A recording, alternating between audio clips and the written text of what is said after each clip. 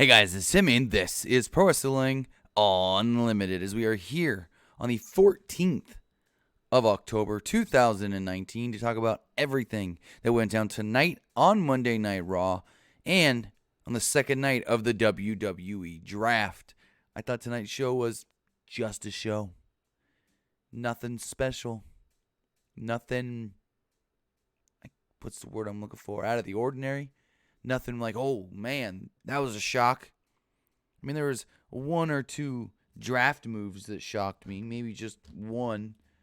Let's see. If we look at all the names, I'll run these down as we go through the show, but I'm just looking really fast to see if there's any names that really did shock me. I think the only name that was drafted today that kind of shocked me was The Miz. I assumed Miz would stay on Raw on the USA Network so he can promote Miz and Mrs. when they do their next season.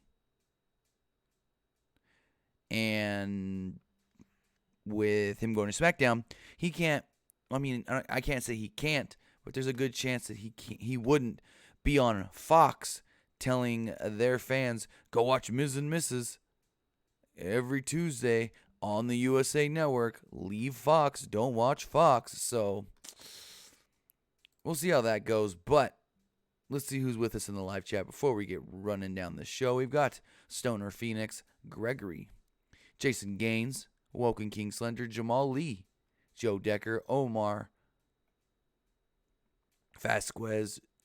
We've got Kristen McNutt, George John Cox, John Renee Galura. What's going on, everybody? Excuse me. Just looking at the chat before we get going. Kristen McNutt has a really good question. That is a really good question, Kristen.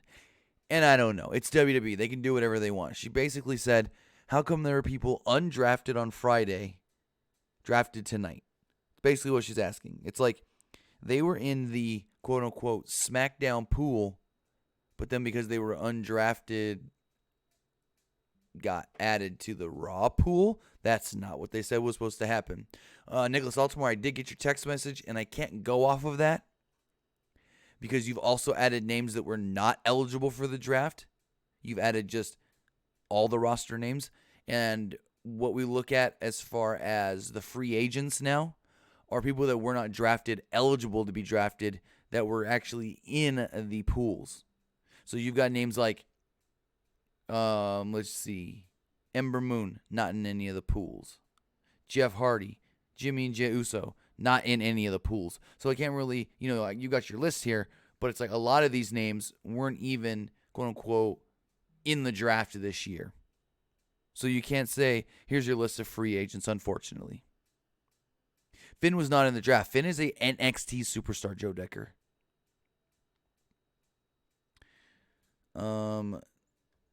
Just looking at the chat before we get going. Luke Might says, will Roman most likely turn heel on SmackDown because Eric wants him as a heel? Well, Eric Bischoff does nothing on SmackDown, so I don't know where you heard that. I'd love to know where you heard that. That Eric Bischoff wants Roman Reigns as a heel. That ain't never going to happen. Vince will not let that happen. And Eric Bischoff does nothing but sit in catering all day. Bischoff does nothing on SmackDown from what I've heard. So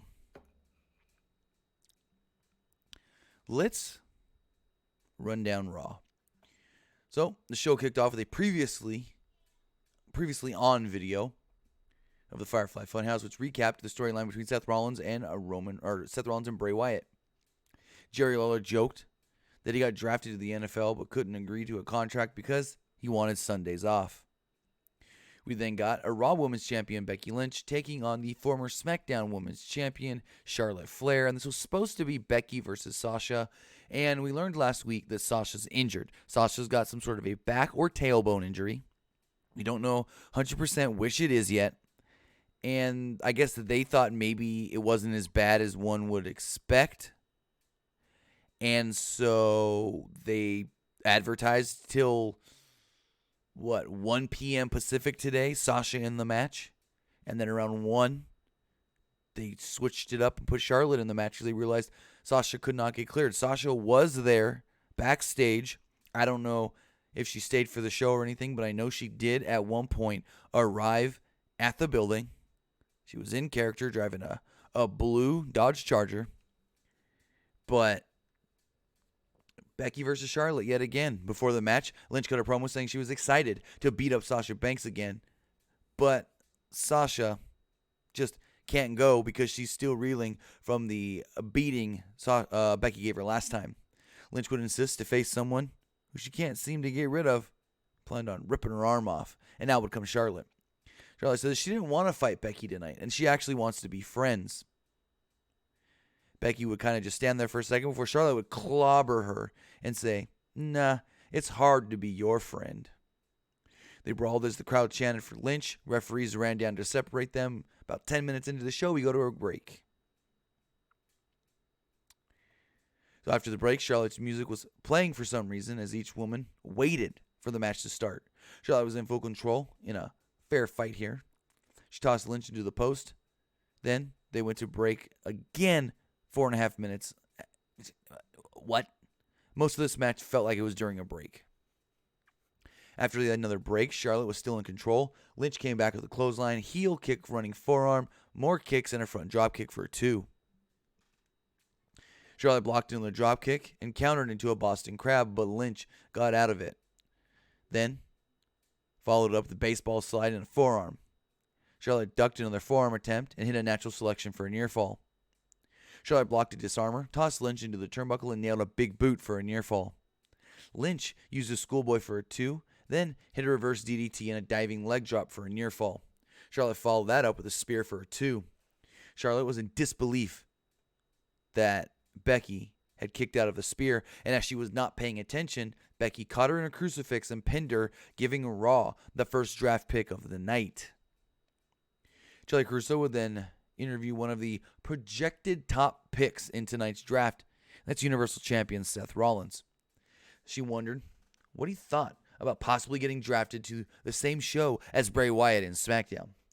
Rollins said that today was a good day because it was draft day in the Mile High City. Rollins said that Wyatt didn't care about where he went or what brand he was on.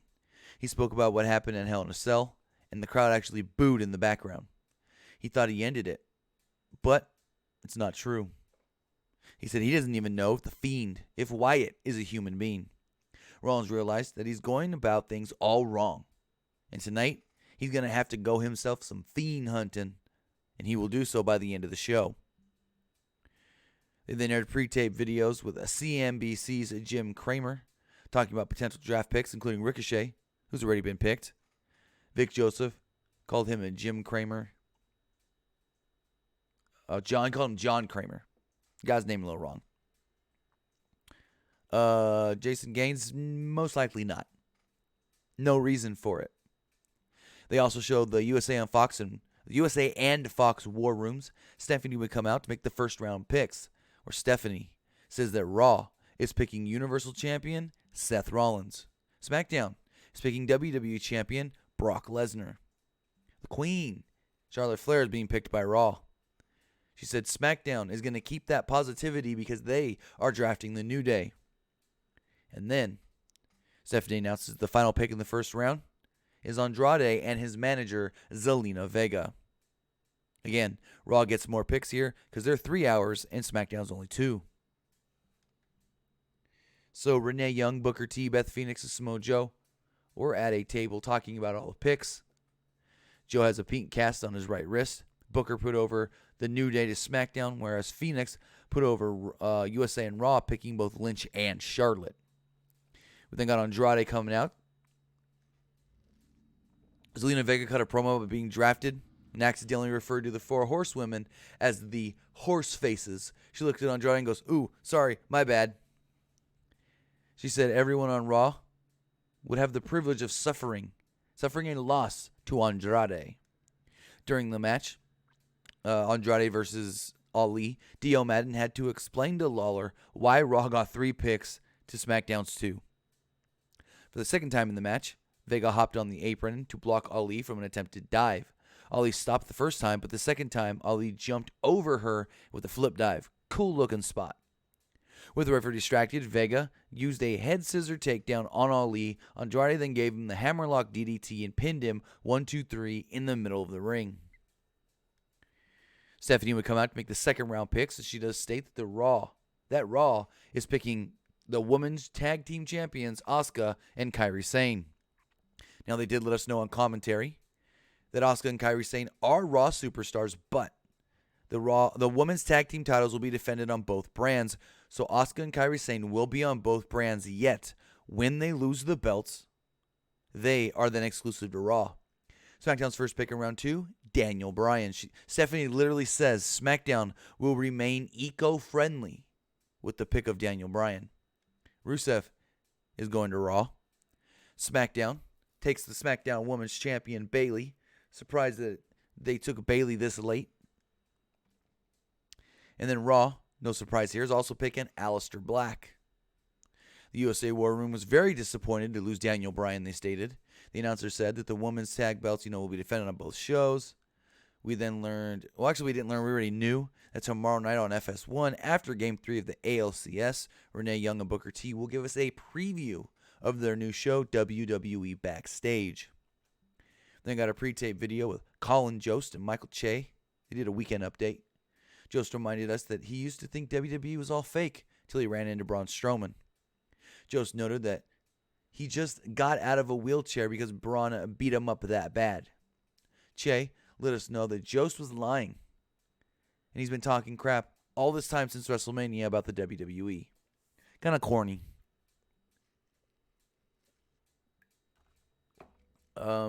Daniel, I'll actually talk about that later. So then we got, with the Raw Tag Team titles on the line, Dolph Ziggler and Robert Roode defending against the Viking Raiders. This was almost over in under a minute, at least we thought, as Eric immediately hit Ziggler with a dropkick, and Ivar wiped out Roode with a suicide dive. Ivar hit a diving splash on Ziggler, but Roode yanked him out of the ring to avoid the quick loss. The champs took over here, as Lawler reminded us that Ziggler almost put him out for good 7 years ago. Ziggler gave Eric a zigzag on the outside in the little timekeeper's area. Ziggler landed on some chairs, so it likely hurt him just as much, if not more, than Eric. They then went to break, less than 3 minutes into this match. Oscar Montel with a super chat donation. Thank you, sir. The heels after the break were in control until Eric caught Ziggler with a forearm and tagged in Ivar, who ran wild on both opponents. He did a cartwheel into a clothesline, tagged Eric, but Ziggler caught Ivar with a kick. Roode posted Eric, then used a schoolboy for a 2. Roode and Ziggler followed with a zigzag spinebuster combo for a near fall. Ziggler gave Eric a Faymaster for a 2. Ziggler gave Eric a super kick, and Roode followed up with a glorious DDT, but Ivar broke up the pin. On commentary, they told us that if Ivar wasn't there to break up that pin, that was probably the finish, as that is a devastating combo.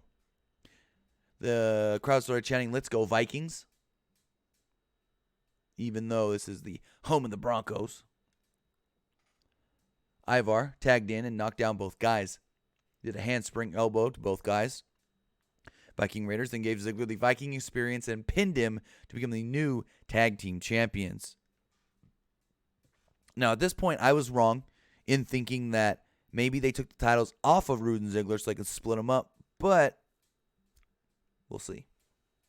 I'll talk about that, Henry. Let me get through the recap really fast, and we'll talk about Mike Kanellis. Then the NHL on NBC booth. We see them.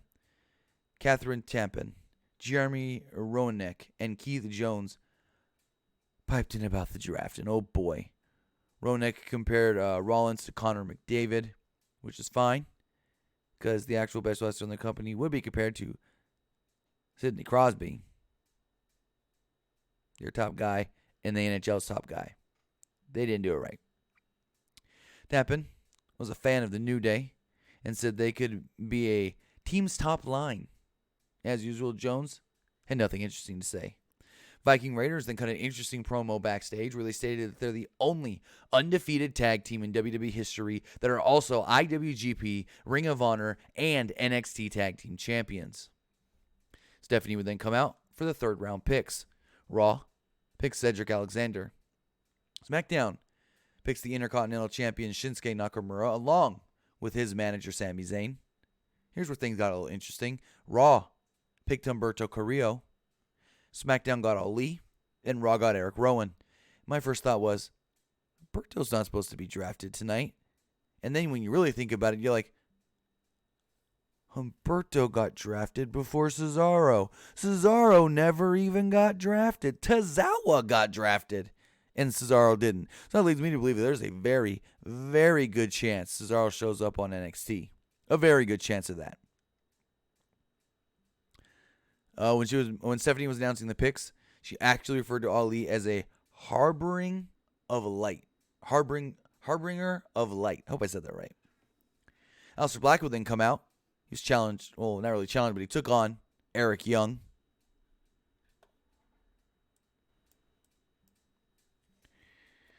Vic Joseph let him know that Young was signed to Raw over the weekend. Black then won quickly with the Dragon Sleeper variation. They called it the Dark Ritual. Minute 40. Fourth round picks here. Raw picks a Buddy Murphy. SmackDown took the former Raw Tag Team Champions in Dolph Ziggler and Bobby Roode. Raw picked Jinder Mahal. Again, over Cesaro. SmackDown picks Carmella. And then Stephanie goes, oh, Carmella's not going to be happy with this one. Raw picks the 24/7 champion, R-Truth. Crowd actually booed when Stephanie noted that Carmella and Truth are now on separate brands. The USA War Room looked actually happy. So backstage, the Street Profits boasted about being drafted to Raw. AJ and the OC showed up, and they were very excited. Styles wasn't sure why USA would draft them, though, especially when they already had the OC. Styles welcomed them to the family, then attacked the Street Profits, laying them out. Ricochet got a pre-tape promo saying that superheroes can be real. He also wore a t-shirt that said superheroes are real. We then got a 4 to 5 minute match. Ricochet versus Shelton Benjamin. I thought this was a good little match. No.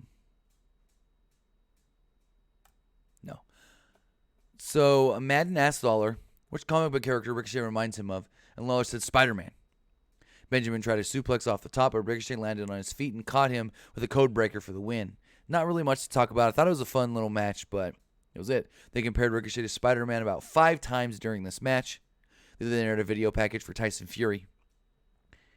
Then we got our Lana and Bobby Lashley segment. So Lana's laying on a table getting a massage. The masseuse asked if she was getting the right amount of pressure, which Lana responds with, no, I like it harder. After the break, the lady masseuse told Lana that she can go deeper if she wants, and Lana says, yes, I like it deeper. The masseuse left, and then up would come Lashley to continue the massage. Lana said Lashley did have a gentle touch, something that Rusev never had. Lana says, enough with that side. Let me flip onto my back. Lashley had this stupid creeper grin look on his face the entire time. Crowd laughed. This is just so dumb. And there we go. We then got a contract signing hosted by Jerry Lawler, Tyson Fury, and Braun Strowman. Lawler called Strowman indestructible, even though we've seen him recently get beat down with curb stomp.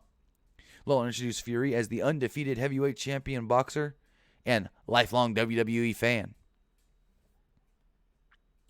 Strowman and Fury sat down in chairs. Strowman said Fury had a huge ego. Strowman wasn't planning on being used to further his reputation. Strowman said Fury was in his world, and he would get slammed and defeated for the first time in his career. Strowman said Fury would get these hands on October 31st, then sign the contract. Fury was about to say something and then signed the contract. He then said that he was a fan of Strowman and was at SmackDown just to see him. Fury said that his kids can't stop talking about Strowman and all the different things that he's flipped over recently. Fury was not. He said he was not out of his element because any ring is his element. He said he would step into Strowman's ring and Strowman would have to look up at the lights when he gets knocked out. The crowd actually booed that. They stood up and faced off across a table. Strowman smashed the table with his hands. Fury snapped a pen after pretending he couldn't do it. I think the pen was weird. And Madden almost ruined it. He said, "Did you see that state of the pen?" Thank you, Oscar, with another super chat donation. They then aired a video package with Al Roker and some other guy. I wasn't sure who that was. I don't watch the Today Show. They were intimidated by teams like the New Day, saying that they could have gotten split up, but they're already drafted. So they aired that in the wrong time. We then got the 5th round of the draft where Raw picks Samoa Joe. SmackDown picked The Miz.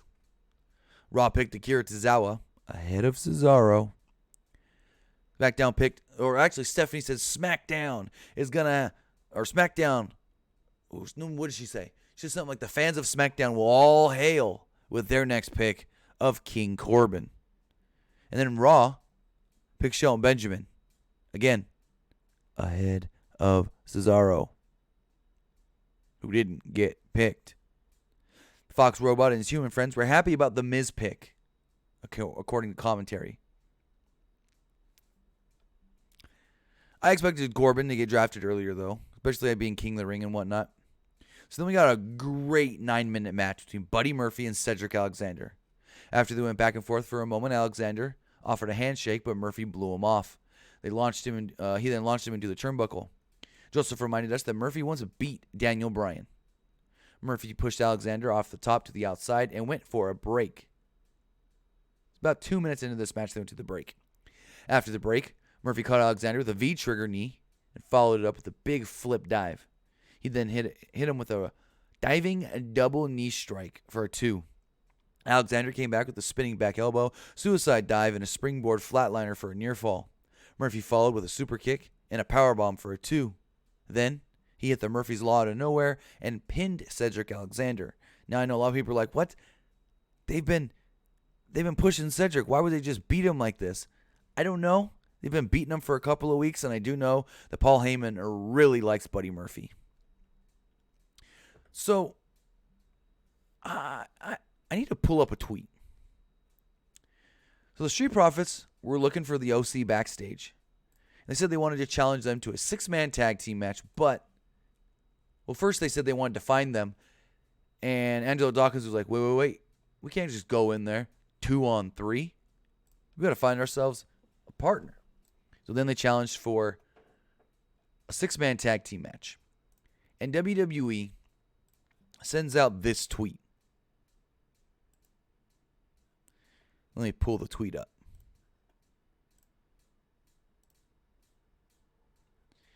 So we get this tweet here. It says, "The Street Profits, Angelo Dawkins and Montez Ford want the smoke, and they want it against the OC in a 6-man tag team match tonight. #Raw. This is at 7:28 p.m. Pacific time. We still had whatever that segment was going to be. Like, pretend we don't know what else is coming up. We knew we were getting a Seth Bray segment, and we knew we were still getting that women's tag team match. So with about 30 minutes left in the show, we're supposed to believe that we're getting a women's tag team match, a 6-man tag team match, and a segment with Bray and Seth. That all is not going to fit in 30 minutes unless you got 2 really short matches. And as we learned, the 6-man match never took place. So I don't know if it was supposed to say next week, or if they just ran out of time, or if this is typical Vince McMahon. Plans changed. So after this segment, we got the 6th and final round where Raw picked Rey Mysterio. Again, another pick I thought was very late. SmackDown would pick Shorty G. Graphic even said Shorty G. Raw would take Titus O'Neil over Cesaro. SmackDown would pick Elias. And Raw, with the very last pick of the 6th round and the last pick of the night, would take Liv Morgan. So that's it. That's the draft. Beth Phoenix put over Corbin and the crowd booed. Booker heard about, there's some rumors coming. A big blockbuster trade may be in the works, and we'll tell you all about it tomorrow night on Fox Sports 1 after the baseball game on WWE Backstage. He then said, my Houston Astros are going to win tomorrow, and the crowd kind of booed. Kristen, I think the best way, so she's asking before we go to the final match, she's asking about John Morrison and when he can debut, maybe next week. I think the best time to debut somebody now will be save him for the Rumble. I think that'd be the best way to do it, especially like an Edge. Like if you're watching the Royal Rumble and all of a sudden you hear, on this day, all of a sudden out of nowhere, that crowd's going to go nuts. Even Morrison's music. Hey, listen. Something Major D, like out of nowhere. I mean, Edge's music will have more of a effect because it's just the way his music starts with the. But either way, I'd say wait for the Rumble unless you've really got a good plan and good story for them. So that's my opinion. Chris McNutt, I have no clue what the big blockbuster trade is. I was joking with a friend. I said, what are they going to do? Trade Seth and Brock? That's a blockbuster move. And then he reminded me, well, if you trade Seth, Becky's got to go to Raw or SmackDown. So what are you going to do? Trade Becky for Bayley? I don't know. I just don't know what this quote-unquote blockbuster trade's going to be. So we got the main event match of the night. Not the main event segment, but the main event match of the night. It was the Women's Tag Team Champions, Asuka and Kairi Sane, against Natalya and a partner of her choosing. So Asuka and Kairi Sane would come down, and then Natty would walk out. Natty said, been thinking long and hard, and I decided that I need to partner with a woman that has taken me to my limit. And my first thought was, well, Charlotte already had a match tonight. Naomi's not here. Who can this be? And oh my God, out came Lacey Evans. And the only thing I can think of is they want Lacey to be a big-time maybe babyface on SmackDown, so they wanted to see how she worked as a babyface tonight. The heels worked over Evans early before she tagged into Natty.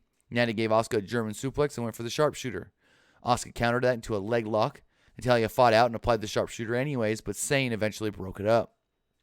Asuka knocked Natalya out of the ring with a running hip attack, and they went to break. After the break, there was about 10 minutes left in the show, and we still knew we were getting something with Seth and Bray Wyatt. So Natalya fought out of a submission hold and used a low drop kick. Natty crawled over to her corner for a tag. Asuka applied another submission. Natalya blocked an armbar and an armbar attempt, but Asuka knocked her down and kicked her away. Sane tagged in, and they gave Natalya a double suplex. Natalya still couldn't tag in Lacey Evans. Crowd watched basically in silence. There are 5 minutes left in the show here. Natalya gave Sane a suplex and tagged in Evans finally, who hit Sane with a clothesline and a neck breaker for a 2. Evans used a springboard elbow drop for a 2. Evans fought Asuka off, but Sane caught her with a dropkick in the corner and a double foot stomp, but Natty broke up a pin attempt. Crowd is lightly chanting or booing this. And Sane missed a move off the top, and Evans caught her with the woman's rights. But then Asuka, who was actually the legal woman, applied a roll-up and pinned her, getting the victory. Cool. Asuka had her face painted green and didn't even use green mist. So then we get the final segment of the night, the Firefly Funhouse. Bray Wyatt called Rollins brave and smart, but he said he never forgets. As Wyatt encouraged the rabbit to go play, Rollins would attack him from behind. Rollins whipped a few pictures off the wall, and Wyatt popped up. He said, Seth, why? Why are you doing this, Seth? And Seth attacked him again. Seth then looked around. Well, actually, Seth threw him into a wall. Then the camera panned away from them. You can hear them fighting and not see anything. You see the blue wall. Finally, Seth comes back into frame and says, burn it down. And he put a lighter on the table, which immediately caught fire. I guess it was doused in gasoline. Rollins flipped the table And I guess he burned the entire set as Wyatt's laugh played over the speakers. And as Seth was burning the set, the crowd booed like they used to boo Roman Reigns about a year ago. Oh, a little less than a year ago. A little more than a year ago, I mean. Seth got Roman get out of here boos as he burned down the Firefly Funhouse set. Very interesting. Oh, I also forgot to mention, Seth and Bray are facing off again for the Universal title at Crown Jewel in a Falls Count Anywhere match. So, Seth working 2 matches as he's also the captain of Team Hogan. Think about this. Bray's also a SmackDown superstar. What if he wins?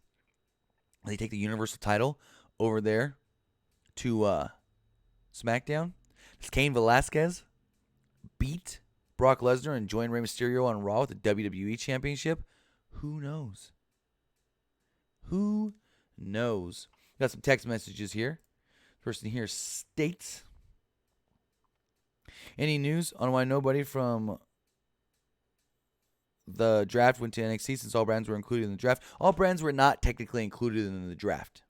They stated Raw and SmackDown were included in the draft, but then when they said you're a free agent, they said you can sign with any brand. So I assume if anybody's going to NXT, we'll know on Wednesday. They'll probably announce it during NXT.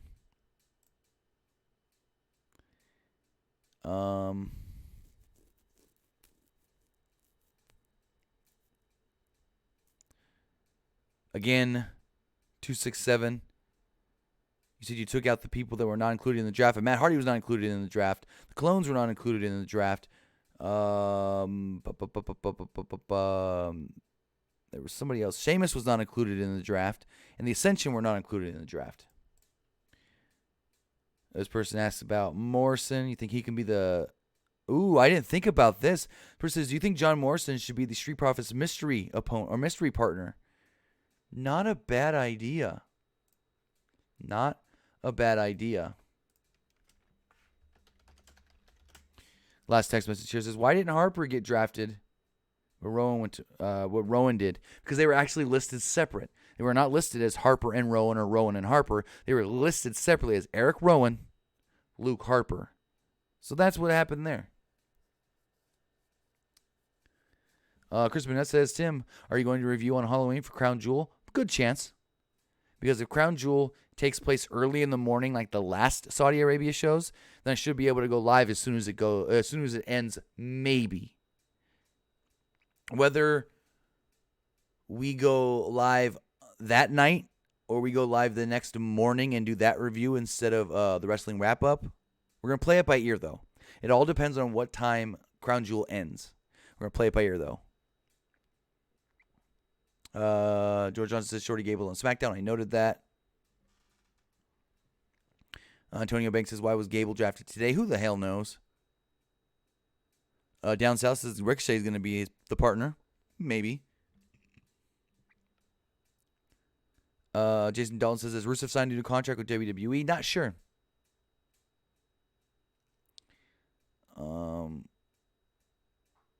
Chris Jones says, Crown Jewel is at 1 p.m. on the 31st. Well, 1 p.m. Eastern time, so that's 10 p.m. Yeah, I probably won't be able to do the... We'll do a review at some point. Like, Crown Jewel will get reviewed, whether that's on Halloween at night or the first thing the next morning. So, I said I'd talk about Mike Kanellis. Maria, I don't know what her status is. Mike Kanellis today posted that he asked for his release. He did not say anything about his wife, Maria, only that he felt like he needed out of WWE. Multiple different reasons. He said he didn't like only working 1 day a week. He wanted to be able to be on the road more. He wanted to be able to work more dates. He said that he wants to actually work for his career and not just get a paycheck for sitting at home. He said that he wants to be able to show his daughter that hard work pays off. And when you're working for a company that just lets you stay home and still get paid, that's not the message that he wants to send to his daughter. So, he said he's asked for his release today. He did not state if he got his release, and also, again, did not mention anything with his wife, Maria. So we'll follow this story, and if we do hear anything else on Mike Kanellis' status, whether he does or does not get his release, we'll keep you informed.